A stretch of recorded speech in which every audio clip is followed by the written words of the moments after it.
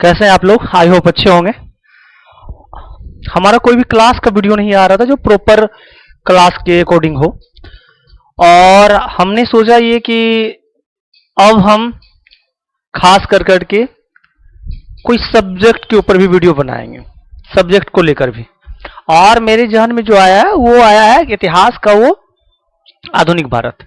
तो ये आधुनिक भारत का वीडियो हम आपके लिए लेकर आए हैं, और यह वीडियो, इस वीडियो में हम आपको ये बताएंगे कि भैया पुर्तगालियों को भारत आने की जरूरत क्यों पड़ी।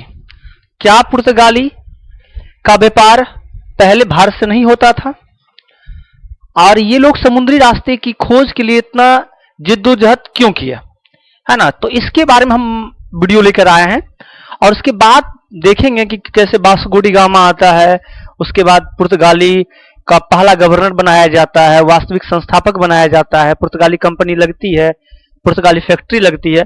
तो ये सारे चीज को हम आपको बताएंगे। तो ये हम सबसे पहले अगर बात करें तो हम बात करने वाले हैं कि एक ऐसा रास्ता जिस रास्ते के जरिए भारत और यूरोप के वासियों के साथ, भारत और यूरोप के साथ मसालों का व्यापार होता था। अगर हम इस जमीन को देखें, इस मैप को अगर देखें, तो ये हमारा भारत है, ये हमारा क्या है, भारत है, और ये हमारा यूरोप है, ये हमारा क्या है, यूरोप है, ये हमारा यूरोप है। ये अगर बात करें तो ये बीच की जो जमीन है, इस बीच की जमीन को बोलते हैं, अभी के हिसाब से अगर देखें तो इसको कस्तूतुनिया साम्राज्य बोला जाता था। और इसी कस्तूतुनिया साम्राज्य के माध्यम से भारत और यूरोप के बीच मसाला, दालचीनी और सिल्क का व्यापार होता था। यानी जमीनी रास्ते व्यापार पहले होता था, है ना। किसी को समुद्री रास्ते के बारे में बिल्कुल भी पता नहीं था। सारे के व्यापार कहां से होते थे, जमीन के माध्यम से होते थे। और उस जमीन के बीच जो मुख्य रास्ता था वो कस्तूतुनिया साम्राज्य था। वो क्या था, कस्तूतुनिया साम्राज्य। तो अगर बात करें, कस्तूतुनिया रोमन साम्राज्य का एक हिस्सा था, लेकिन बात अगर देखिएगा तो इसी माध्यम से भारत और यूरोप के बीच ये जंक्शन पॉइंट का काम करता था कि भाई भारत से मसाला कहां जाता था, अरबों के पास। और अरब के व्यापारी क्या करते थे, ये इस मसाले को भारत से इस मसाले को कस्तूतुनिया होते हुए कहां पहुंचाते थे, यूरोप। लेकिन बात आता है कब का, 15वीं शताब्दी से पहले का।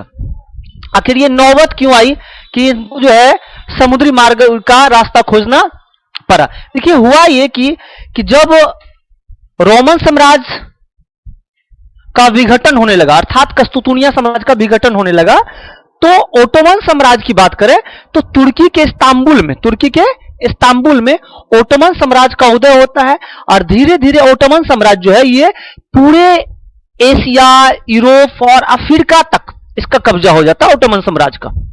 यानी भारत और यूरोप के बीच जो व्यापारी मार्ग था उसको जो है ओटोमन साम्राज्य क्या करता है, कब्जा कर लेता है। अब ओटोमन साम्राज्य का जब कब्जा हो जाता है तो भारत से जो मसाले जाते हैं उस मसाले को अरब के द्वारा कस्तूतुनिया होते हुए, है ना, यूरोप में लाया जाता था। लेकिन यहां पे जब अरब के व्यापारी कस्तूतुनिया को पार करने लगते थे तो यहां पर का जो मसाले का यहां से जो मसाला पहुंचता था यूरोप में, खास करके बात करें तो स्पेन, पुर्तगाल वगैरह सब में यूरोप के मार्केट में भारत के मसालों का बहुत बड़ा डिमांड था। और इसलिए डिमांड था क्योंकि ये लोग ठंडी क्षेत्र में, ये यूरोप ठंडे वाले क्षेत्र में आते हैं। जब ठंडे वाले क्षेत्र में आते हैं यूरोप, तो वहां पर अपने शरीर को गर्म रखने के लिए मसाला बहुत ज्यादा, स्पाइसी ज्यादा भोजन करते हैं ये लोग, और जिसके कारण से भारत के मसालों का डिमांड यूरोप के मार्केट में बहुत ज्यादा था। इसलिए इसकी मजबूरी थी कि वो भारत के जो मसाले का आयात भाई यूरोप वासी करते थे। लेकिन जैसे ही ओटोमन साम्राज्य का कब्जा हुआ तो अब व्यापार करने का जो ये रास्ता था वो जब बंद हो गया तो अब व्यापार होगा कैसे? क्योंकि अब व्यापार की करने के लिए अब यहां से जब मसाला पहुंचता था यूरोप के मार्केट में तो बहुत ज्यादा महंगा हो जाता था। क्यों? क्योंकि भारी भरकम टैक्स ओटोमन साम्राज्य उस मसाले पे लगाते थे, जिसके कारण से यूरोपवासी सोच लिए कि भाई अब जो है हम भाई किसी दूसरे विकल्प की तलाश करेंगे, और वो विकल्प क्या होगा? समुद्री रास्ता। वो क्या हो? समुद्री रास्ता। और याद रखिएगा इस रूट को उस वक्त जो कहते थे सिल्क रूट कहते। क्या कहते थे? Silk route. आज उस रूट को डेवलप कर रहा है कौन? China one belt one project के तहत, है ना। तो ये सिल्क रूट के माध्यम से सारे व्यापार होते थे। भारत और यूरोप के बीच जो व्यापार होते थे सिल्क रूट के माध्यम से होते थे। अगर देखें तो देखिए नौबत क्यों आई भाई? कस्तुतुनिया साम्राज्य का जब विघटन हुआ और ओटोमन साम्राज्य प्रभावी हुआ तो ऐतिहासिक मोड़ आता है 1453 ईस्वी में। और ओटोमन साम्राज्य तुर्कों ने कस्तुतुनिया पर इस्तांबुल पर क्या कर लिया? कब्जा कर लिया। जिससे क्या हुआ? यूरोप और भारत के बीच सिल्क रूट जो जमीनी रास्ता होता था वो पूरी तरह क्या हो गया? ब्लॉक हो गया। वो पूरी तरह क्या हो गया? ब्लॉक। अब मार्केट में भारत का मसालों का दबदबा था। यूरोप के वासी भारत की मसालों की चाहत रखते थे, जिसके कारण से भाई वो जब स्पाइसी खाना खाते थे अपने शरीर को, बॉडी को गर्म रखने के लिए, तो वो मजबूरी बन गया था कि भाई भारत का समुद्री मार्ग को खोजना। ये उनकी मजबूरी बन गया था। अगर नहीं खोजता तो फिर मसालों के चाहत रखने वाले मसाला प्राप्त नहीं कर पाते। तो ये लोग क्या किए कि भैया याद रखिएगा इस चीज को कि वहां पर यूरोप में जो है मांस को, ठंडे क्षेत्र में मांस को, ठंड में मांस को सुरक्षित ढंग से बचाने के लिए मसालों का यूज किया जाता है। आज भी देखिएगा कि कोई भी मसाला में फ्राई किया हो कोई भी चीज बहुत ज्यादा दिन तक चलता है। तो ये भी जरूरत थी, है ना। तो अगर हम देखें तो इसमें जो सबसे आगे निकल कर आया खास करके दो समुद्री देश, है ना। एक आपका पुर्तगाल और दूसरा क्या? स्पेन। तो स्पेन और पुर्तगाल जो समुद्र तट बसे हुए देश थे, उन्होंने ज्यादा फोकस किया कि भैया समुद्र के रास्ते कहीं ना कहीं तो भारत को खोजा जा सकता है, कहीं ना कहीं तो रास्ता मिलेगा। तो ये पुर्तगाल और स्पेन इसमें ज्यादा फोकस किया। इसमें जो सबसे ज्यादा फोकस रहा वो किसका रहा? पुर्तगालियों का रहा। वो किसका रहा? पुर्तगालियों का रहा। अगर देखिएगा तो देखिए बाद दौर जो आता है, अगर हम देखें तो पुर्तगाली की तैयारी और पहली कामयाबी जो मिली थी, है ना। देखिए हुआ क्या कि वहां का एक शासक था जिसका नाम था प्रिंस हेनरी द नेविगेटर। तो पुर्तगाल की ये जो शासक थे, इन्होंने सबसे पहले क्या किया कि भैया अगर समुद्री मार्ग को खोजना है उसके लिए भाई नक्शा बनाया जाए और उसके लिए एकदम हैवी जहाज बनाया जाए। हैवी जहाज को उस टाइम जो कहा जाता था उसको कहते थे केरावल। क्या बोलते थे? केरावल कहा जाता था। जो बड़े जहाज होते थे, हैवी जहाज होते थे, बहुत जो मजबूत जहाज होते थे, उसको केरावल बोलते थे। इनका मानना था प्रिंस हेनरी द नेविगेटर का, जो पुर्तगाल के क्या कौन थे? राजा थे। और ये क्या किए कि भैया अपने यहां प्रिंस हेनरी द नेविगेटर क्या किया? अपने यहां भारत को खोजने के लिए बहुत सारे जगहों से नक्शों का जुटाने का आदेश दिया कि भाई भारत को खोजने के लिए भाई नक्शा लाओ किसी तरह से। दूसरी बात, इन्होंने क्या किया कि एक स्कूल भी बनाया। अगर देखिएगा तो इनके द्वारा क्या किया गया? पुर्तगाल में हेनरी द नेविगेटर के द्वारा नेविगेशन स्कूल बनाया गया। क्या बनाया गया? पहला नेविगेशन स्कूल खोला गया।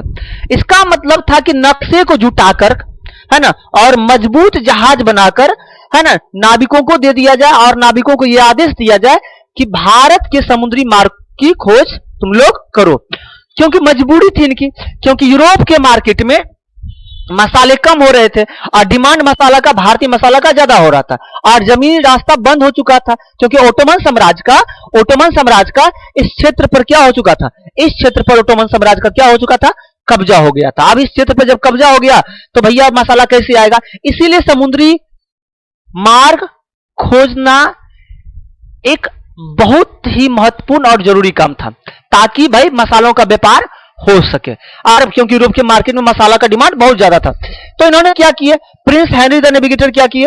वो नेविगेशन स्कूल खोले और नेविगेशन स्कूल खोलने के बाद वो क्या किए? बहुत सारे नक्शे जुटाए और मजबूत जहाज, जो बड़ जहाज हो, क्योंकि वो 1 किलोमीटर 2 किलोमीटर या 100 किलोमीटर का डिस्टेंस तो था नहीं, 7,000 किलोमीटर का डिस्टेंस अगर पड़ता है नीचे समुद्री मार्ग से अगर देखिएगा तो इतने लंबे दूरी के लिए भाई कमजोर जहाज भाई उतना लंबा दूरी सफर नहीं तय कर सकता, इसलिए केरावल जहाज को बनाया गया। केरावल जहाज की एक खासियत था कि यह समुद्री हवाओं के विपरीत चलता था, इसकी एक खासियत थी। और इन्होंने एक स्कूल और यूनिवर्सिटी खोला, कौन? प्रिंस हेनरी द नेविगेटर ने, लेकिन इसके समय कोई उतनी सफलता हाथ नहीं लगी।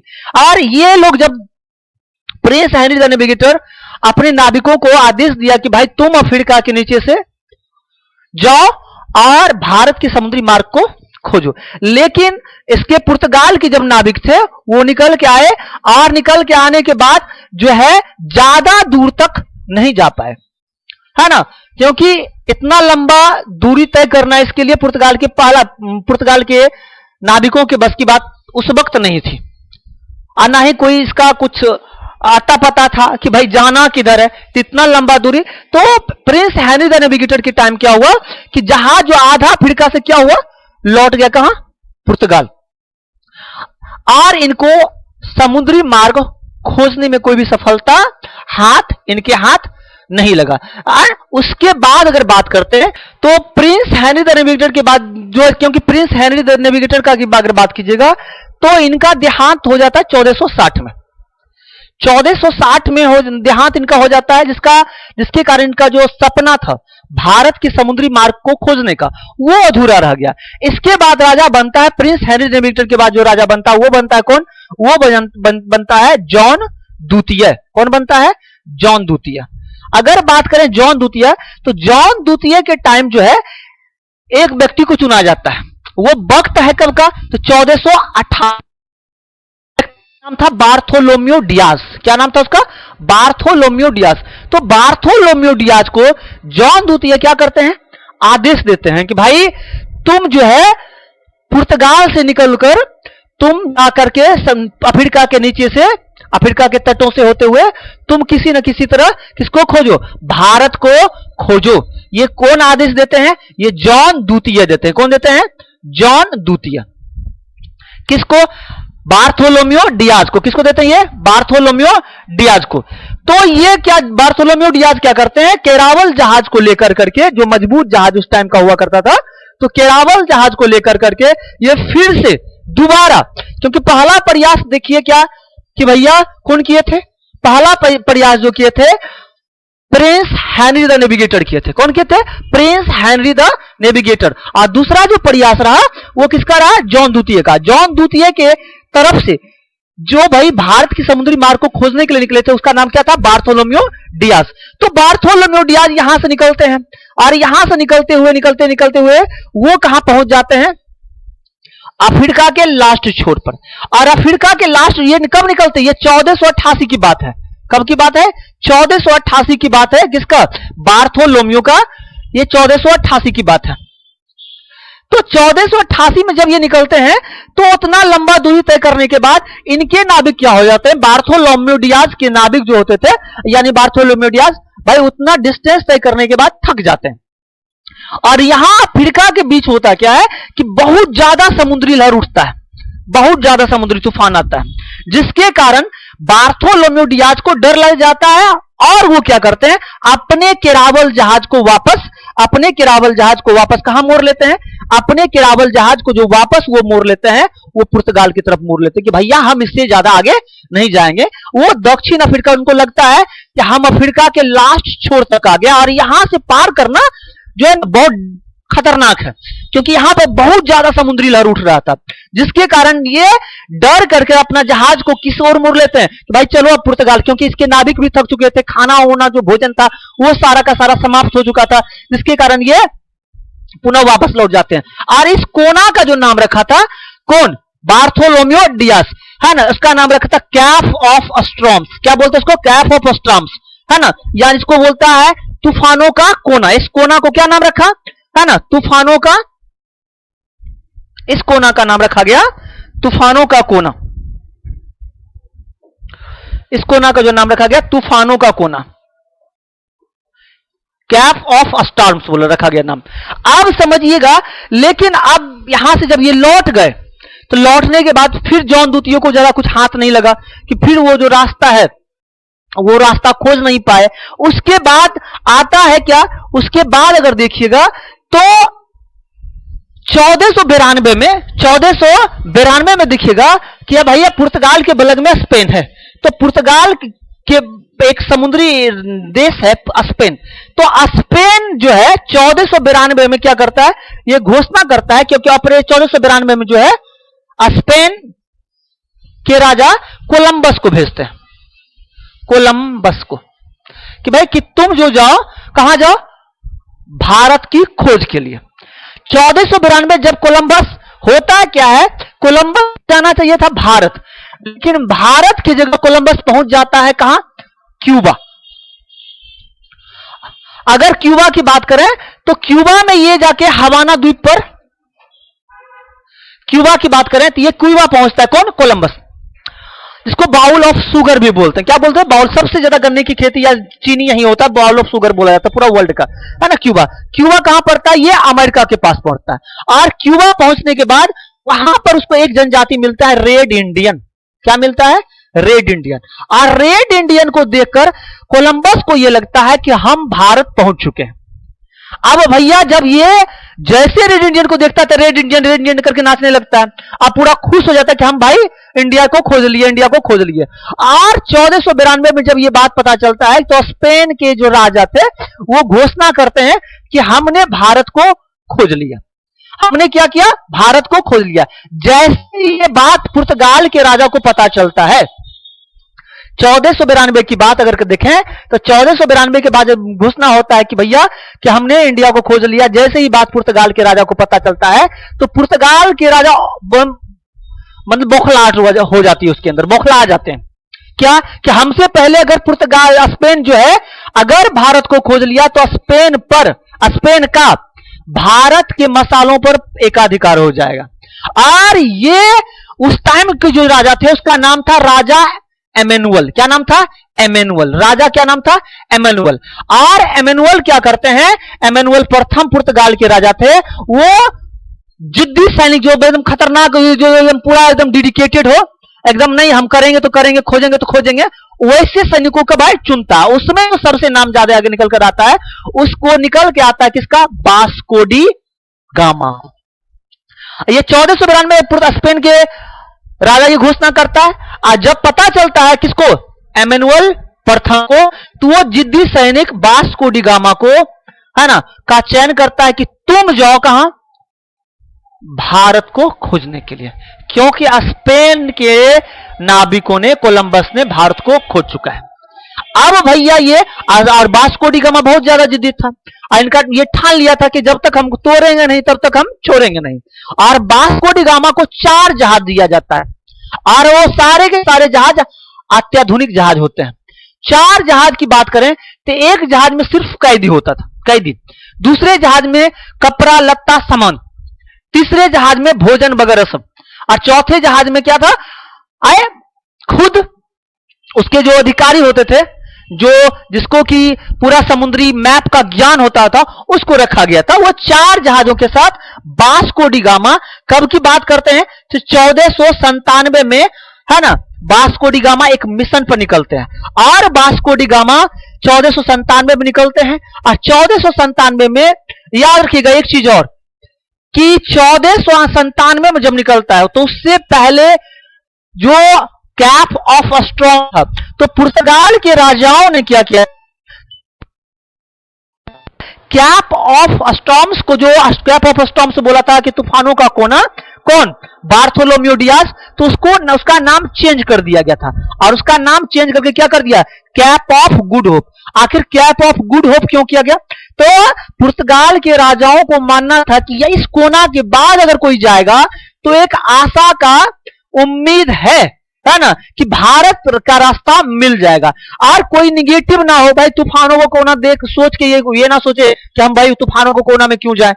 इसीलिए पुर्तगाल के राजा ने दिमाग लगाया कि इसका नाम क्या रखे, कैप ऑफ गुड होप, जिसको क्या बोलते हैं, आशा का अंतरीप। क्या बोलते हैं, आशा का अंतरीप, क्योंकि यहां के बाद अगर कोई पार करता तो उसको भारत का रास्ता मिल सकता था। तो बहुत दिमाग लगाया पुर्तगाल के राजाओं ने। और यहां से अगर देखिएगा तो यहां से क्या हुआ कि 1428, यहां से अगर देखिएगा क्या नाम है, गुड होप, जिसको क्या बोला, आशा का अंतरिक्ष बोला गया। उसको क्या बोला गया, आशा का अंतरिक्ष, क्योंकि यहां से भारत का रास्ता क्या साफ साफ दिखने लगा था। अगर हम बात करें तो देखिए हुआ क्या, जब वास्को डी गामा 4 जहाजों का, 4 केरावल जहाज, कौन जहाज, केरावल जहाज, कौन जहाज, केरावल, तो 4 केरावल जहाजों के साथ जब निकलते तो उसमें एक जहाज में तो खाली कैदी थे। कैदी, इस पूछेगा सर कैदी क्यों था, कैदी इसलिए था कि अगर कोई खतरनाक मिशन पे कोई जाता है तो अगर कोई द्वीप है, कोई टापू या कोई अटैक हो गया तो उसके लिए सबसे पहले कैदी को उतारा जाता था कि भाई वहां पर कोई खतरनाक चीज तो नहीं है ना। इसीलिए पहले एक जहाज कैदी को भी ले गया था, कौन, वास्को डी गामा।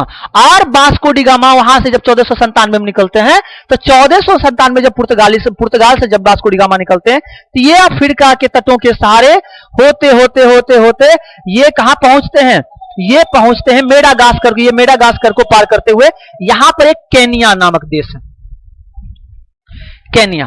तो केनिया में क्या करते हैं, ये केनिया में जाके खो जाते हैं। मतलब कहने का मतलब केनिया से इसको समझ में नहीं आ रहा था कि कहां जाए।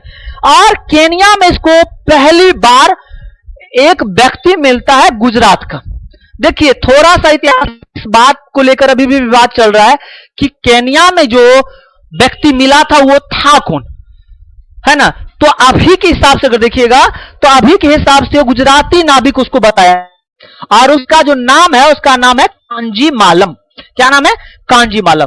तो कांजी मालम अगर देखिएगा तो वास्को डी गामा को, तो कांजी मालम कहां, कांजी मालम जो गुजरात की नाविक है उसको कहां मिलते हैं, केनिया में मिलते हैं। और उनको बताते हैं कि भैया आप बहुत नजदीक आप आ गए हैं और यहां से आप भारत आसानी से पहुंचा जा सकता है। लेकिन कुछ इतिहासकार पहले की किताबों में जो नाम मिलता है वो नाम मिलता है ओमान का एक नागरिक था जिसका नाम था अहमद इब्न मजीद। तो ओमान के नागरिक अहमद इब्न मजीद का जिक्र करते हैं। वो कांजी मालम कोई और नहीं, अहमद इब्न मजीद था। लेकिन अभी के हिसाब से अगर देखिएगा तो अभी ये विवाद का विषय है कि कांजी मालम ले या अहमद इब्न मजीद ले। अगर अहमद इब्न मजीद की बात करें तो वो कहां का था, ओमान का था। अगर कांजी मालम की बात करें तो कांजी मालम कहां का था, गुजरात का था। गुजरात का भाई व्यापारी था।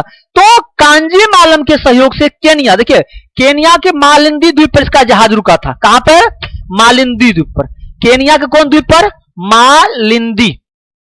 मालिंदी द्वीप पर किसका जहाज रुका था, वास्को डी गामा का 4 जहाज। और यहां से फिर वो कांजी मालम उनको क्या करते हैं, कांजी मालम यहां से उसको फिर क्या करते हैं, 20 मई 1498 को उनको भारत के समुद्री एरिया अरब सागर की तरफ ले जाते हुए और उसको कहां पर उतारते हैं, कालीकट में। कहां, कालीकट में ये इसको, कालीकट में वास्को डी गामा का जहाज लगता है। तो वास्को डी गामा का जो जहाज जब कालीकट में लगता है और तब जाकर करके बहुत सारा उपहार वास्को डी गामा, कालीकट की जो टाइम जो राजा थे उसका नाम था जमोरिन। क्या नाम था, कालीकट के राजा क्या नाम था उसका, तो कालीकट का जो राजा था उसका नाम था जमोरिन। और जमोरिन को बहुत सारा गिफ्ट दिया जाता है। माना जाता है कि जब जमोरिन को गिफ्ट किया जाता है तो क्या गिफ्ट करते हैं ये, खाने पीने के सामान, कपड़े, राजशाही वस्त्र, जिसके कारण से जमोरिन बहुत हंसता है किसके ऊपर, वास्को डी गामा, और बेइज्जती भी करता है कि तुमसे ज्यादा गरीब व्यापारी भी हमारे यहां तुमसे ज्यादा और तुमसे ज्यादा आकर्षक गिफ्ट मेरे लिए ले जाता है। अगर तुमको खुशी करना है, व्यापारी करना है तो ये सब हमको कपड़ा लता नहीं चाहिए, हमको क्या चाहिए, सोना दो। क्या दो, सोना दो। तो ये था किस चीज की कहानी, ये कहानी थी कि भैया कैसे कैसे ये परिस्थिति बना कि भाई भारत के समुद्री मार्ग को खोजा जाए। आखिर क्यों भारत के समुद्री मार्ग को खोजा गया, क्यों स्थलीय मार्ग से व्यापार नहीं हो रहा था। तो ये कहानी यहां तक की थी। अब जो कहानी आपका होगा वो कहानी क्या होगा कि भैया पुर्तगाली या वास्को डी गामा भारत में एंट्री मार चुके हैं। कब बात करें? 1498 में। कहां मार चुके हैं? ये मार चुके हैं कहां भैया? ये जो एंट्री मारे हैं 1498 पुर्तगाली, है ना, तो 1498 जो पुर्तगाली एंट्री मारा है कालीकट के तट पर, जमोरिन के राज्य में। आप देखिए कालीकट केरल, अभी का केरल कह सकते हैं। केरल उस वक्त बहुत सारे राजाओं में टूटा था। उसके बाद देखिएगा कि वास्को डी गामा दोबारा फिर आते हैं, क्योंकि यह कालीकट से सामान वामान लेके जाते हैं, फिर व्यापार करते हैं, वहां पर यूरोप के मार्केट में बेचते हैं सामान वामान, फिर दोबारा आते हैं। तो उसकी कहानी अब यहां से हम आपको सुनाएंगे। तो आप बताइएगा ये इतना जो हम आपको बताए हैं, आपको वीडियो कैसा लगा?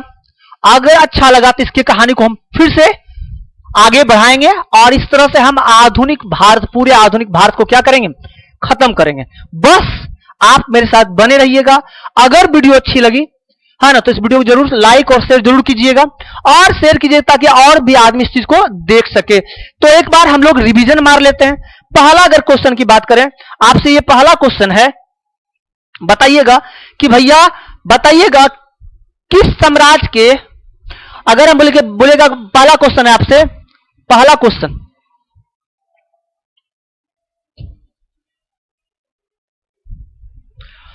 क्वेश्चन आपसे कि भारत का व्यापार यूरोप के साथ किस रूट से होता था? सिल्क रूट से। दूसरी बात, भारत और यूरोप के बीच व्यापार का जो जंक्शन पॉइंट था वो क्या था? कस्तुतुनिया। कस्तुतुनिया कहां पड़ता है? तो कस्तुतुनिया कहां पड़ता है? तुर्की में पड़ता है। कहां पड़ता है? तुर्की। तुर्की पे कौन से साम्राज्य का प्रभाव हुआ जिसके कारण से ये रास्ता ब्लॉक होगा? तो ओटोमन साम्राज्य का। ओटोमन साम्राज्य कौन थे? तुर्की मुसलमान थे।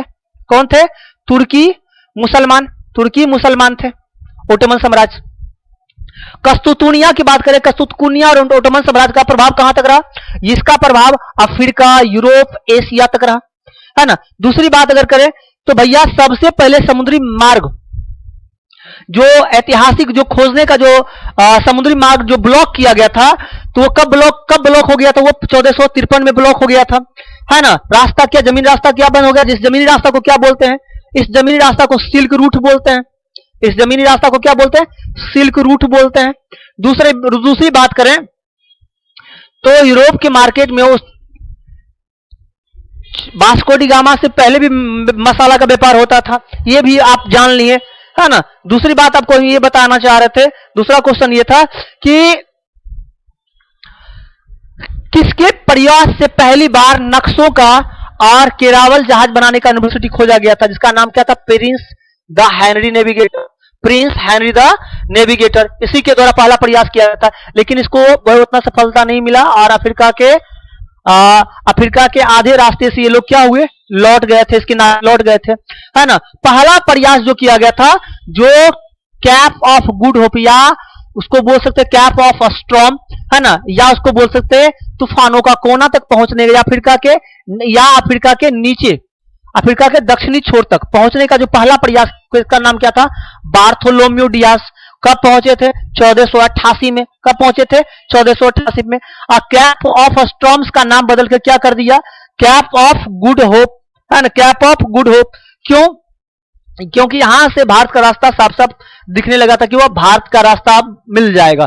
दूसरी बात करें तो 1492 में कोलंबस कहां खोज लिया था? 1492 में कहां पहुंच गया था कोलंबस? कोलंबस पहुंच गया था कहां? अमेरिका। अमेरिका को खोज लिया था क्यूबा द्वीप पे। और कोलंबस कहां का यात्री था? स्पेन का यात्री था। कहां का था? स्पेन का यात्री था, है ना। तो याद रखिएगा, तो केरावल जहाज ये चीज था। आगे देखें अगर थोड़ा सा, तो वास्को डी गामा, इसके बाद वास्को डी गामा करें। वास्को डी गामा को भाई कौन मिशन पे भेजा था? उसका नाम क्या था? एमेनुअल प्रथम। क्या नाम था? एमेनुअल प्रथम। कितने जहाज के साथ वास्को डी गामा? 4 जहाज, है ना। वास्को डी गामा 4 जहाज के साथ गए थे। इसका मिशन कब स्टार्ट हुआ था? 1497 में स्टार्ट हुआ था। ये भारत कब पहुंचे थे? 1498 में पहुंचे थे। और इसको भारत में पहुंचाने का काम कौन किया? कांजी मालम, जिसको कुछ इतिहासकार क्या बोलते हैं? अहमद इब्न मजीद है। ये कांजी मालम से कहां मिले थे? तो कांजी मालम से जो वास्को डी गामा मिले थे वो कहां मिले थे? केनिया में मिले थे। कहां मिले थे? केनिया में मिले थे। और कौन द्वीप पर इसका जहाज, वास्को डी गामा का जहाज रुका था? मालिंदी द्वीप पे। कौन द्वीप पर? मालिंदी द्वीप। और यहां से फिर कांजी मालम के सहयोग से, या उसको कह सकते हैं अहमद इब्न मजीद के सहयोग से इसका जहाज कहां पहुंचा? अरब सागर होते हुए, ये हिंद महासागर होते हुए कहां पहुंचा? अरब सागर। अरब सागर में कहा?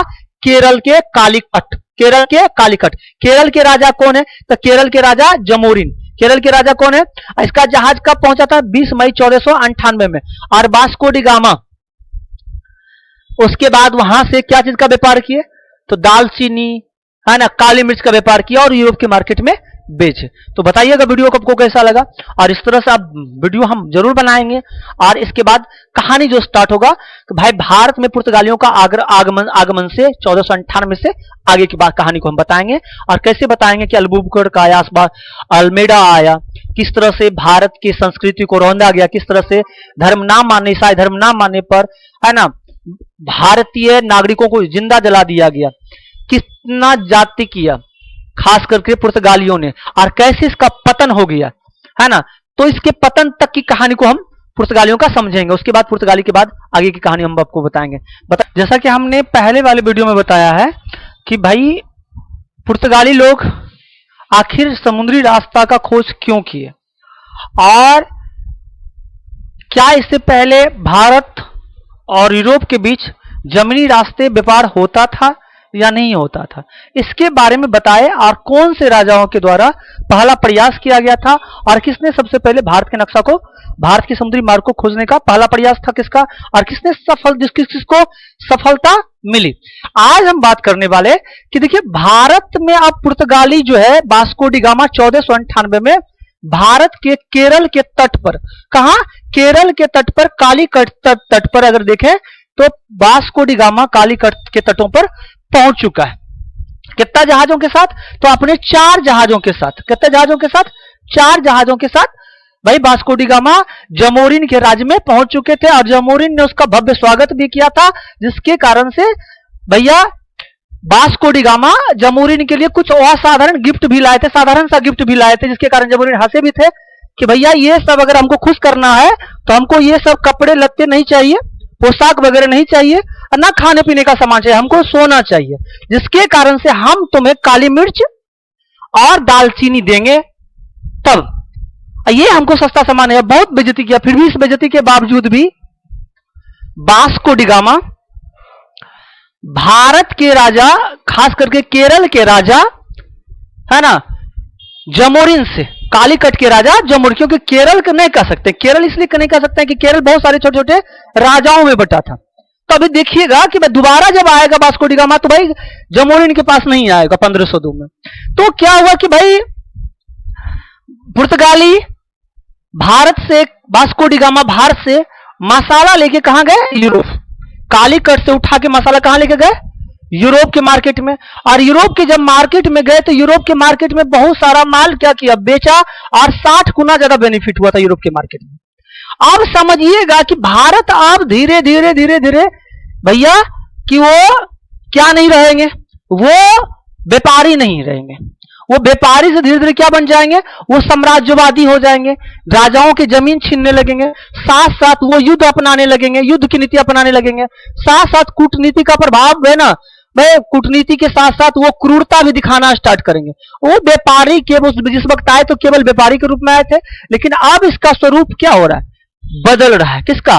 पुर्तगालियों का। पुर्तगालियों का स्वरूप क्या होगा? और याद रखिएगा पुर्तगाली की अगर बात कीजिएगा तो पुर्तगाली सबसे पहले, इतना बात करें कि सबसे पहले जो है पुर्तगाली 1498 में आता है व्यापार करने के लिए। कहां पर पाता है ये?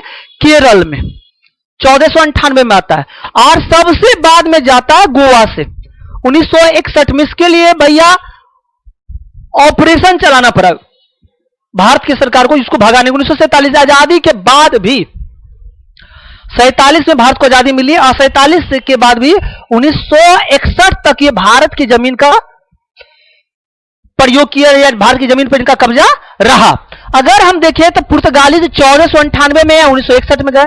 अगर पुर्तगाली वर्सेस अंग्रेज कीजिएगा तो पुर्तगाली वर्सेस अंग्रेज में देखिएगा क्या कि ये अंग्रेज पहला जो फैक्ट्री लगाए थे 1608 में, और 1947 में ये छोड़ के निकल गए सारी चीज, लेकिन पुर्तगाली नहीं। 47 के बाद भी पुर्तगाली रहे और भारत की जमीन का यूज किया, क्योंकि इसकी जमीन को हम खुद भारत के प्रधानमंत्री नेहरू के द्वारा इसको भाई एक ऑपरेशन के जरिए इसको यहां भारत की जमीन पर से भगाया गया।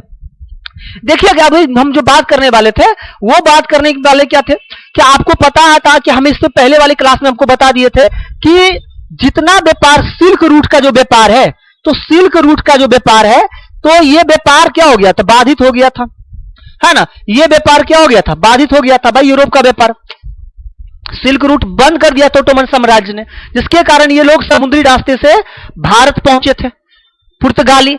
अगर हम करें तो ये कब की बात है, ये बात है 15वीं शताब्दी में यूरोप के लिए भारत की जमीनी व्यापार क्या हो गया था, बंद हो गया था।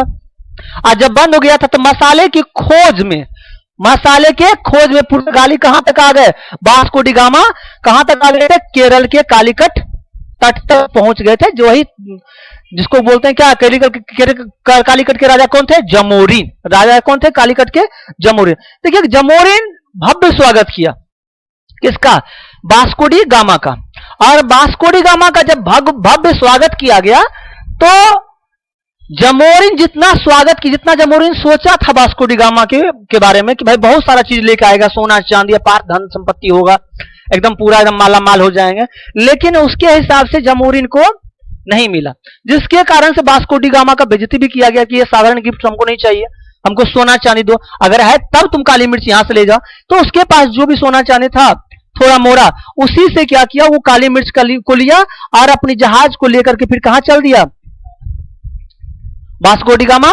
तो अपने जहाज को लेकर कहां चल गया, कालीकट से। तो कहां चला गया आपका वो, ये चला गया कहां, कालीकट से। ये कालीकट से पहुंच गया इसका जहाज कहां, तो पुर्तगाल। कहां पहुंच गया ये, पुर्तगाल पहुंच गया। कहां पहुंच गया, पुर्तगाल। तो पुर्तगाल देखिए कि रास्ता। अब समझिए कि जब पुर्तगाल पहुंचा तो पुर्तगाल के बाजारों में, है ना, पुर्तगाल के बाजारों में अगर देखें तो पुर्तगाल के बाजारों में एकदम वास्को डी गामा का सामान 60 गुना ज्यादा रेट में बिका। कितने गुना, 60 गुना। यानी 1 रुपये का सामान था और 60 रुपया में क्या किया, 1 रुपया का सामान कितना में बेचा, 1 रुपया का सामान 60 रुपया में बेचा। 1 रुपया का सामान कितने रुपया में बेचा, 60 रुपया में। बहुत ज्यादा बेनिफिट हुआ। अब दूसरी बार 1502 ईस्वी में अगर हम देखें तो 1502 ईस्वी में फिर वापस आता है कौन, Vasco D gamma. Vasco D gamma. अब वास्को डी गामा, अब थोड़ा सा अगर देखिएगा तो वास्को डी गामा जब 1502 में आता है तो वो जाता कहां है, कोचीन में पहुंचता है। कहां पहुंचता है, कोचीन। और वहां का जो राजा था उस वक्त, क्योंकि केरल की बात अगर करें तो केरल बहुत सारे छोटे छोटे राजाओं में बटे थे। अगर हम कहें कि केरल, तो बहुत ज्यादा वहां से बेनिफिट लेके आता है ये।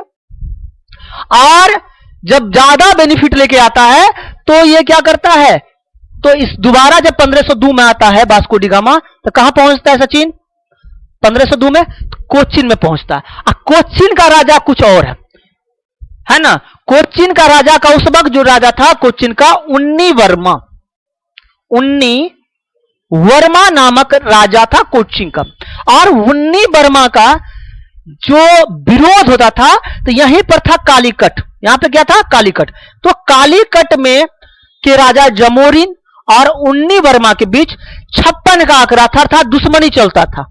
तो ये फायदा देखा कौन, वास्को डी गामा, कि भैया हम, क्योंकि देखिए 1502 में जब आया था, 1502 से पहले जब आया था 1498 में, तो जब 1498 में आया था तो बड़ी बेइज्जती किया था किसका, वास्को डी गामा के। भाई साधारण गिफ्ट नहीं चाहिए, इसीलिए ये क्या किया, बदला लेने के लिए कि भैया उसके बलग वाले पास वाले राजा, जो राजा थे, जो कोचीन के जो राजा थे, इसका नाम था उन्नी वर्मा। क्या नाम था, उन्नी वर्मा से जाके बोला कि हमको चाहिए आपका मसाला, और आप हमसे सहयोग लीजिए और आप हमको सहयोग कीजिए, हम भी आपको सहयोग करेंगे और आप भी हमको क्या कीजिए, सहयोग कीजिए। ये कौन बोला, वास्को डी गामा बोला। कौन बोला, वास्को डी गामा बोला। और कालीकट ये नहीं गया, ये कालीकट क्या हुआ, नहीं गया, कालीकट नहीं गया। और उन्नी वर्मा से क्या बोला कि हम यहां क्या करेंगे, फैक्ट्री लगाएंगे। क्या लगाएंगे? फैक्ट्री लगाएंगे। और इसके लिए इसने क्या किया? एक कोठी भी बनाया। और एक कोठी बनाया किसके नाम पर? एमेनुअल प्रथम कोठी। एमेनुअल कोठी क्या बनाया? एमेनुअल पोर्ट है ना, फोर्ट, याद रखिए फोर्ट। तो 1502 में जो है यहां पर एक किला बनाने का भी काम किया। कौन? वास्को डी गामा, कि ताकि हम अपने सामान को क्या कर सकें? रख सकें। आज जब किला बन गया, सामान टोटल यहां पे रखने लगा, और उसके बाद फिर जब ये मार्केट में लेकर गया, कहां? पुर्तगाल के मार्केट, यूरोप के मार्केट में पूरा पैसा कमाया, है ना। उन्नी वर्मा को पूरा पैसा उसा दिया। उसके बाद इसका देखिएगा, इसका रुख क्या होता है कि ये 1503 में वहां से, कब की बात है? 1502 में दोबारा आया था। 1503 में पहला फैक्ट्री ये कहां लगाता है बाबू? ये 1503 में फैक्ट्री जो लगाता है, पहला फैक्ट्री 1503 में कोच्चिन में लगाता है। कहां लगाता है? कोच्चिन। और एक और फैक्ट्री लगाता है कुन्नूर में। कहां लगाता है? कुन्नूर में। यानी पहला फैक्ट्री कोच्चिन, दूसरा फैक्ट्री कुन्नूर में 1503 में लगाता। कौन? वास्को डी गामा के द्वारा, पुर्तगालियों के द्वारा जो पहला कोठी लगाया गया। कब लगाया गया? 1503 में। कहां? कोच्चिन और कुन्नूर। कहां लगाया गया?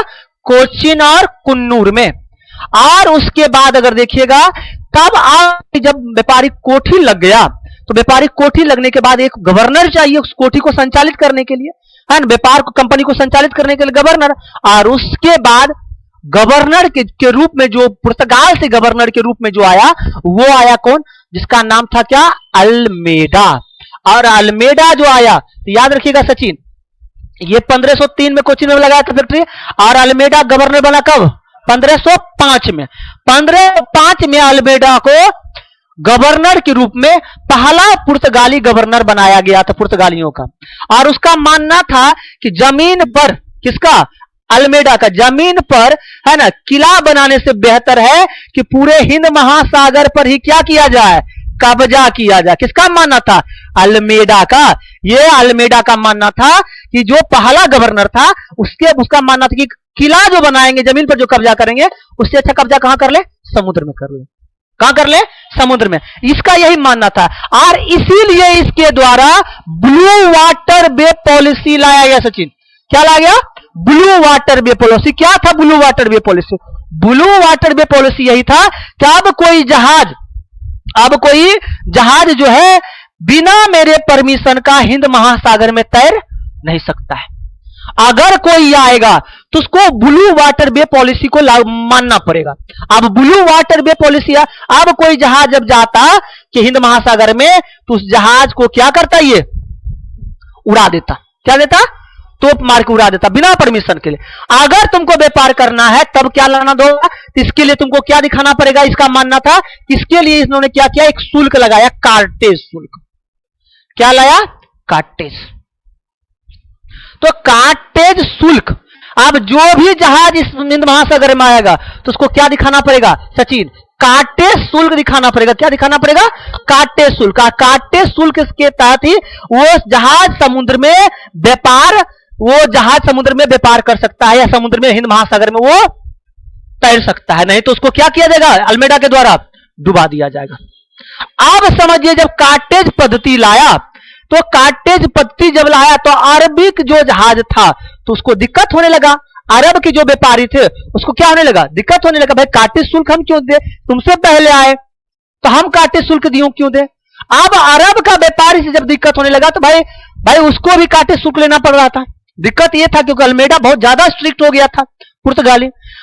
यहां तक आपको मानना पड़ेगा कि उत्तर भारत में उस वक्त मुगल शासक था, और अकबर को जब व्यापार करना था, जब अकबर व्यापार कर रहे थे, तो अकबर के जहाज से भी क्या लिया गया?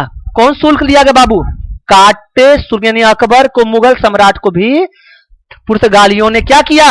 नहीं छोड़ा, और उसको भी कार्टेज शुल्क देना पड़ा। तो ये था ब्लू वाटर वे पॉलिसी। किसका? अल्मेडा का, जो कि भारत में पुर्तगालियों का पहला गवर्नर है। उसके बाद ये जो रहा कौन? अल्मेडा। वो कब तक रहा बाबू? अल्मेडा के अगर देखिएगा कार्यकाल, तो भारत में जो अल्मेडा का कार्यकाल रहा वो कब से कब तक रहा? 1505 से स्टार्ट होता है अल्मेडा का कार्यकाल। 1505 से 1500 कब तक? 9 तक कार्यकाल रहा। और 9 के बाद जो आता है सचिन, 9 के बाद आता है अलबुकर्क। कौन लाता है? अलबुकर्क। और यहीं से पुर्तगाली बहुत ज्यादा पावरफुल हो जाता है, बहुत ज्यादा शक्तिशाली हो जाता है। कौन? अलबुकर्क, है ना। इसलिए अब अलबुकर्क जब आया तो ये क्या किया, इसको अलबुकर्क को पुर्तगाली का गवर्नर का दूसरा गवर्नर था, ये याद रखिएगा, पुर्तगाली का दूसरा गवर्नर कौन था? अलबुकर्क। क्या नाम था? अलबुकर्क। और अलबुकर्क को क्या बोला गया? इसको पुर्तगाली गवर्नर का वास्तविक संस्थापक माना जाता है। किसको? अलबुकर्क को। क्यों माना जाता है? इसने जब 9 में आया तो 9 में आने के बाद क्या किया कि ये क्या किया, 1510 में गोवा को क्या किया? जीत लिया। और उस टाइम गोवा का जो राजा था, बीजापुर का सुल्तान जो था, क्योंकि गोवा जो है बीजापुर के अधीन था। किसके अधीन था? बीजा। और बीजापुर के सुल्तान जो थे यूसुफ आदिल शाह थे। और यूसुफ आदिल शाह से जो गोवा जीता वो किसके सहयोग से जीता? ये जीता किसके से? कृष्णदेव राय से। कृष्णदेव राय बीजापुर से बीदर छीना, और ये क्या छीन लिया? अलबुकर्क ने क्या छीना? गोवा छीना। कब छीना? 1510 में। दिमाग इसके पास इतना था कि इन्होंने क्या किया कि भारतीय महिलाओं के साथ अपने सैनिकों का क्या करने लगा? विवाह करवाने लगा। यह विवाह पद्धति अपनाया सचिन। क्या अपनाया? विवाह पद्धति। क्या था विवाह पद्धति भैया? विवाह पद्धति था क्या कि ये दिमाग लगा कि अगर हमको यहां पर साम्राज्य स्थापित करना है तो यहां के खास करके हिंदू महिलाओं से क्या करना पड़ेगा? शादी करना पड़ेगा। अब जब शादी करेगा तो उसके बच्चे होंगे, तो हिंदू जब रिश्तेदार होगा तो हमको कब्जा करने में, जमीन को कब्जा करने में क्या होगा? सहूलियत होगा। ये बहुत ज्यादा दिमाग लगाया और भारत में पुर्तगालियों की आबादी बढ़ाने के लिए ये क्या किया? ये भारतीय महिलाओं से क्या किया? शादी की। खास करके किस महिला से? हिंदू महिलाओं से। इतना ही दिमागी था। कौन? अलबुकर्क। कौन? अलबुकर्क। इसीलिए अगर देखिएगा अलबुकर्क को भारत में पुर्तगाली साम्राज्य का क्या माना जाता है? संस्थापक माना जाता है। किसको? पुर्तगालियों का। तो पुर्तगालियों का वास्तविक संस्थापक किसे माना जाता है? अलबुकर्क। अलबुकर्क की अगर बात कीजिएगा तो अलबुकर्क के द्वारा एक ग्राफ्टिंग भी किया जाता आम का। आज जो हापूस आम खाते हैं, या उसको हापूस आम बोलिए या अल्फांसो आम बोलिए, तो अल्फांसो आम लाने वाला जो व्यक्ति था वो कौन था? वो व्यक्ति कोई और नहीं था, अलबुकर्क था। कौन था? आपका अलबुकर्क था। अल्फांसो आम यही लाया था। अल्फांसो आम कौन लाया था? अलबुकर्क लाया था, है ना। आज जो अल्फांसो आम देखते हैं तो अल्फांसो आम कौन लाने वाले व्यक्ति थे? अलबुकर्क थे। कौन थे सचिन? अलबुकर्क अल्फांसो आम लाया था। साथ साथ आम ही नहीं, आम का पहला ग्राफ्टिंग कलम लगाने, कौन का कलम का ग्राफ्टिंग करने का? अलबुकर्क। कौन आम? अल्फांसो। साथ साथ पुर्तगालियों के द्वारा बहुत सारी चीजें लाए गए थे। अभी आगे हम देखें। देखिए उसके बाद दिमाग क्या लगाया था अलबुकर्क ने? 1560 तक आते आते देखिए पुर्तगालियों के द्वारा दिमाग क्या लगाया गया था कि 1560 तक आते आते ये भारत के राजनीतिक छेड़छाड़ के साथ साथ धार्मिक क्षेत्र में भी क्या करने लगे? हस्तक्षेप करने लगे। कौन? पुर्तगालियों के द्वारा। किसके द्वारा? पुर्तगालियों। और 60 में क्या किया? ईसाई धर्म के प्रचार प्रसार के लिए पुर्तगालियों ने गोवा में क्या किया? जहां पर गोवा में क्या है तो गोवा में धार्मिक परिवर्तन कराना शुरू किया। और वही दौर आता है 1560 का, भाई काला दौर, है ना। और उसके बाद हिंदू त्योहार, रीति रिवाज, है ना, कोंकणी भाषा गोवा में चलता है। और ये सब क्या कर लिया? रोक लगा दी। यानी पहले विवाह किया पुर्तगालियों ने, उसके बाद फिर क्या किया? उसके बाद धर्म परिवर्तन करवाया, उसके बाद किया हिंदू त्योहार पे रोक लगाया, रीति रिवाजों पे रोक लगाया, और कोंकणी भाषा को क्या कर दिया? बैन कर दिया। किसके द्वारा? पुर्तगालियों के द्वारा। यह था पुर्तगालियों की मानसिकता भारत में। और उस वक्त जो भी पुर्तगाली के धर्म को नहीं मानता था, जो ईसाई धर्म को नहीं मानता था, उस धर्म को ना मानने वाले लोगों को क्या किया जाता? जिंदा जला दिया जाता था, या उसको बहुत भयंकर यातनाएं से उसको क्या किया जाता था? मारा जाता था। किसके द्वारा? पुर्तगालियों के द्वारा।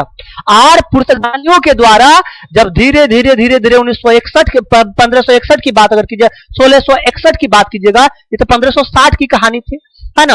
तो याद रखिएगा उसके बाद एक और व्यक्ति आता है, नीनो डी कुन्हा। कौन आता है? Nino da Cunha. याद रखिएगा नीनो डी कुन्हा के द्वारा ही गोवा को पहली बार राजधानी बनाया गया था। किसके द्वारा? निनोडी कुन्हा को। कोच्चिन से राजधानी कहां गया? निनोडी कुन्हा गोवा लेकर। कहां ले गया था? याद रखिएगा। उसके बाद देखिएगा कि भैया कि बॉम्बे शहर, किसकी बात करें? जो बॉम्बे की बात, जो आज की भारत की आर्थिक राजधानी या वित्तीय राजधानी है, आर्थिक या वित्तीय राजधानी है बॉम्बे, नाम उसका बॉम्बे। तो बॉम्बे की बात कीजिएगा तो बॉम्बे को 1661 ईस्वी में पुर्तगाली जब धीरे धीरे कमजोर होने लगे थे, आज जब कमजोर होने लगे थे पुर्तगाली राजकुमारी कैथरीन, है ना, ये कमजोर होने का कारण उसका क्या था? धार्मिक छेड़छाड़, भारत के हिंदू रीति रिवाजों के साथ छेड़छाड़, जिसके कारण से पुर्तगाली कमजोर हुआ। याद रखिएगा। तो ये दिमाग लगाया पुर्तगाली, क्यों ना हमसे ताकतवर आदमी के साथ क्या कर लें? संबंध जोड़ लें, अपनी बेटी का क्या कर दें? विवाह कर दिए। उस वक्त ही छोड़िया का विवाह, ये पुर्तगाली राजकुमारी का शादी किसके साथ होता है? इस लड़का के साथ हो, जिसका नाम क्या था? चार्ल्स द्वितीय। क्या नाम है? चार्ल्स द्वितीय। तो चार्ल्स द्वितीय को जब विवाह होता है किसके साथ? चार्ल्स द्वितीय का विवाह जो होता है किसके साथ होता है? वो कैथरीन ब्रेगेंजा, क्या नाम है? कैथरीन ब्रेगेंजा के साथ होता है। और जब शादी होता है तो याद रखिएगा, ये चार्ल्स द्वितीय कौन थे? इंग्लैंड के राजकुमार थे, इंग्लैंड के राजा या राजकुमार थे। और पुर्तगाल के राजा खुश होकर, जो बॉम्बे जो था शहर था, जो भारत की वित्तीय राजधानी हुआ करती थी, तो बॉम्बे शहर चार्ल्स द्वितीय को क्या कर दिया? गिफ्ट कर दिया। कौन? पुर्तगालियों ने। इसको क्या कर मिल गया? बॉम्बे शहर। क्या मिल गया? बॉम्बे। अभी मुंबई उस शहर को बोलते हैं, उस वक्त क्या बोलते हैं? बॉम्बे। और उसके बाद चार्ल्स द्वितीय ने बॉम्बे शहर को या बॉम्बे शहर को किसको गिफ्ट कर दिया? गिफ्ट नहीं किया, वो भाड़ा पे लगाया। अब भाड़ा पे लगाया कितने पाउंड पर? 10 पाउंड सालाना। तो 10 पाउंड सालाना दे दिया किसको? ईस्ट इंडिया कंपनी को। कौन? यानी ये भारत का जमीन दहेज में किसको मिला? इंग्लैंड के राजा चार्ल्स द्वितीय को। किससे विवाह करने पर? कैथरीन। किसके विवाह? कैथरीन ब्रेगेंजा से शादी करने के बाद। ये था भारत में पुर्तगालियों का धीरे धीरे। देखिए पुर्तगाली कहां शिफ्ट हो रहा है। अब किससे मिल रहा है? पुर्तगाली मिल रहा है किससे? अंग्रेज से। किससे मिल रहा? रिश्ता किससे जुड़ रहा है? अंग्रेज से। अगर हम बात करें तो भारत में पुर्तगालियों का बहुत कुछ देन भी है। अगर हम देखें तो आज जो हम आलू टमाटर का सब्जी खाते हैं, ये किसका देन है? पुर्तगालियों का। खैनी जो खाते हैं, सुरती बोलते हैं, है ना, तो खैनी जो खाते हैं किसका देन है? पुर्तगालियों का देन है। साथ साथ जो आज मोमोज में चटनी चलता है मिर्चाई वाला, वो किसका देन है? पुर्तगालियों का। किसका? पुर्तगालियों। नहीं तो हम लोग तीखा के लिए काली मिर्च का यूज करते थे। किसका? गोल मरीच, जिसको बोलते हैं गोल मरीच, जीरा मरीच, गोल मरीच करते हैं ना, तो गोल मरीच का यूज करते हैं। मिर्चाई लाने वाला यही था, इसलिए हम लोग आज कौन सा बोलते हैं? सलाद में मिर्ची, चिकन में मिर्ची, है ना, हर चीज में मिर्ची का अचार वगैरह सब जो भी खाते हैं, वो किसका देना है? पुर्तगालियों। नहीं अगर पुर्तगाली आते तो आलू टमाटर का सब्जी हम लोग अभी नहीं खा पाते थे। याद रखिएगा इस चीज को। साथ साथ इसके द्वारा क्या क्या लाया गया भारत में? भाई खान पान में बहुत ज्यादा परिवर्तन किया। आलू इसी के द्वारा लाया गया, टमाटर इसी के द्वारा, लाल मिर्च जो देखते हैं इसी के द्वारा, काजू, खैनी, तंबाकू, पपीता, अमरूद और मक्का की जो खेती भारत में स्टार्ट किया, वो किसके द्वारा किया गया? पुर्तगाली। यानी पुर्तगाली के आने से हम टमाटर, आलू टमाटर की सब्जी का स्वाद ले पाते हैं और मिर्च की चटनी का मजा ले पाते हैं। किसके कारण से सचिन? पुर्तगालियों के कारण से। भारत में पुर्तगालियों के द्वारा और भी कुछ लाए गए। प्रिंटिंग प्रेस, जो आज प्रिंटिंग प्रेस देखते हैं, तो भारत में प्रिंटिंग प्रेस लाने वाले व्यक्ति कौन थे? पुर्तगालियों के द्वारा ही 1556 ईस्वी में लाया गया था। और पहला जो प्रिंटिंग प्रेस के जो संस्थापक थे उसका नाम था जेम्स हिक्की। क्या नाम था? James Hickey. भारत में ये चीज याद रखिएगा। अगर बात करें साथ साथ चर्च जो है, गौथिक कला, गौथिक वास्तुकला जो आया है वो पुर्तगाल से ही आया। उसके द्वारा गोवा में क्या बने? बड़े बड़े चर्च। आज भी ज्यादा देखिए, बहुत ज्यादा मात्रा में गोवा में क्या है? ईसाई है ना, ईसाई है, चर्च है, पुराने चर्च मिल जाएंगे, है ना। तो चर्च जो है गौथिक कला के जरिए बड़े बड़े चर्च जो है बनाया गया। कहां पर? गोवा में। साथ साथ जैसे कि एक चर्च का नाम है बेसिलिस्का ऑफ बॉम जीसस। ये सारे चर्च कहां है? पुर्तगालियों में।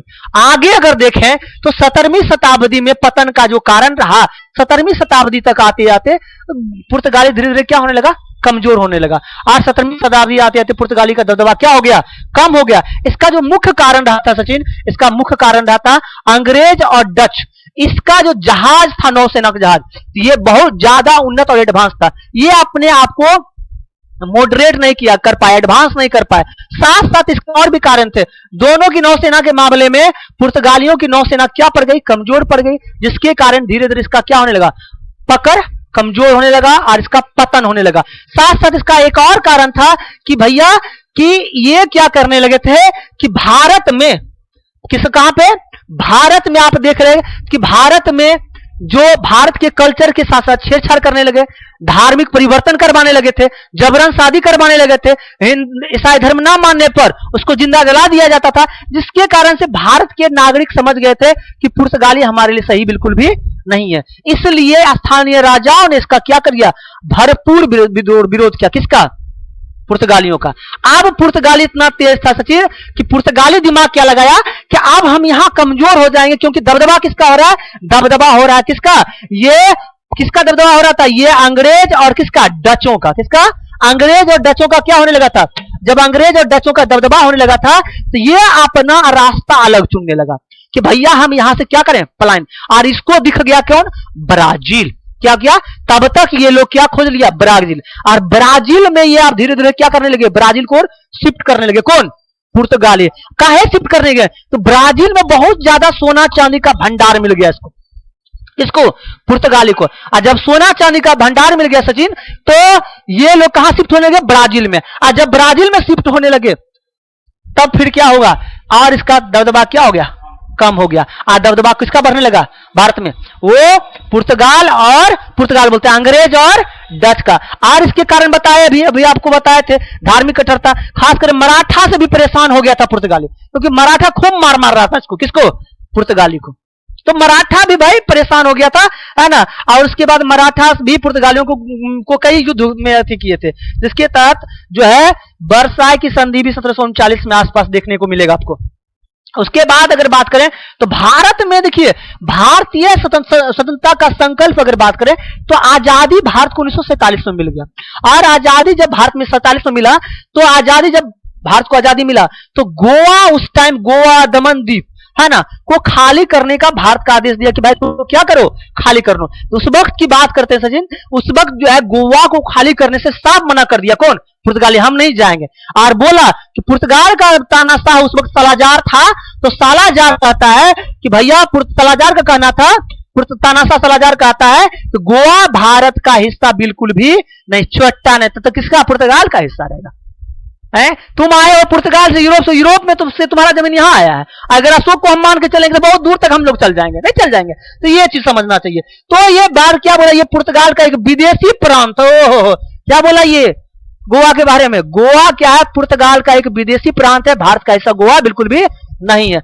उस वक्त नेहरू का फैसला, बोलता है ना कि नेहरू कुछ नहीं किया है, भाई जाके पढ़िए इतिहास में नेहरू क्या किसने किया। नेहरू जो है, नेहरू है तो गोवा है, नेहरू है तो जब तक गोवा रहेगा तब तक नेहरू का नाम रहेगा। और उस वक्त पंडित जवाहरलाल नेहरू भारत के पहले प्रधानमंत्री बने। और गोवा के भीतर स्वतंत्रता सेनानियों पर पुर्तगालियों सेनानियों ने क्रूरता से क्या किया, गोलियां चलाए। सोचिए उस टाइम गोवा के अंदर के भीतर स्वतंत्रता सेनानियों पर पुर्तगालियों ने क्या किया, क्रूरता से गोली चलाया। यानी गोली चलाने का आदेश दिया कि हम बाहर, ये गोवा किसका हिस्सा है, पुर्तगाल का हिस्सा है। जिससे तंग आकर तत्कालीन प्रधानमंत्री नेहरू क्या करता है, सैन्य कार्रवाई का क्या कर देता है, आदेश। और जब सैन्य कार्रवाई का आदेश देता है तो गोवा, द्वीप, है ना, गोवा, इसको क्या किया जाता है भाई, आजाद कराया जाता। मात्र जानते हैं 36 घंटा भी नहीं टिक पाया था पुर्तगाली। कितने घंटा, 36 घंटा भी सचिन नहीं टिक पाया था। और 1961 में भारतीय सेना के द्वारा, नौसेना के द्वारा और वायु, भारत की तीनों सेना ने मिलकर उसको कूच दिया। किसको, पुर्तगाली को।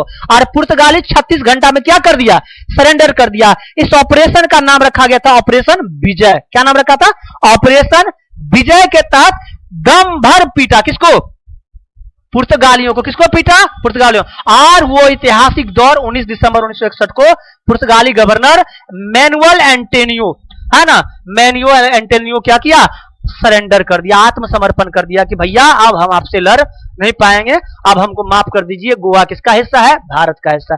एकदम देख रहे हैं, साइन करते हुए दिखाया गया है। और भारतीय सेना, तीनों सेना, वायु सेना, नौसेना, तीनों तरफ से गोवा को क्या कर लिया, घेर के पूरा मारा गोवा के, किसको? वहां के गवर्नर और वहां के सैनिक को, है ना। और जो स्वतंत्रता सेनानी पर जो गोली चलाने का आदेश दिया, उस वक्त इसको पछतावा हुआ कि हम गलती कर दिए, है ना, हमको बख्श दीजिए। और इस तरह से ये पुर्तगाली भारत से क्या हुए, शुरुआत में आए और सबसे बाद में गए। ठीक है, तो बताइएगा आपको वीडियो कैसा लगा। अगर वीडियो अच्छा लगा तो जरूर बताइएगा, ताकि हम आगे की कहानियां पुर्तगाल के बाद आगे जो आएंगे उसके बारे में हम बता सके। मिलते हैं हम लोग नेक्स्ट वीडियो में, है ना। और चैनल को सब्सक्राइब और हमारे YouTube चैनल को, हमारे वीडियो को लाइक जरूर कीजिएगा अगर वीडियो अच्छा लगे तो।